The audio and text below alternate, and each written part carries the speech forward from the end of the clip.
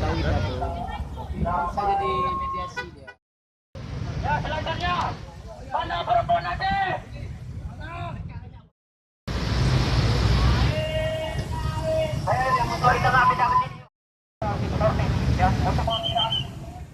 Tentunya.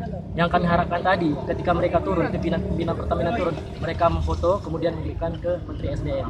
Tapi ini tidak terjadi. Insya Allah ketika ini harga premium kemudian tidak direspon oleh pemerintah, kita dari semua mahasiswa Aceh akan siap turun. Dan aksi ini juga tidak dilakukan di Aceh, tentunya ya kita teman-teman dari Sumatera ada juga di Lampung, Padang dan sampai ke Pulau Jawa kita sudah melakukan aksi tolak BBM dan kembalikan premium seperti itu, Bang. Artinya penyegelan ini Ya. didukung oleh DPR? Bukan, penyegelan ini murni dari mahasiswa, bentuk kecewaan mahasiswa melalui masyarakat Aceh juga untuk menyegel bahwasanya bentuk dari kinerja mereka yang tidak bagus, semena-mena seperti itu. Dan kita juga semena-mena untuk menyegel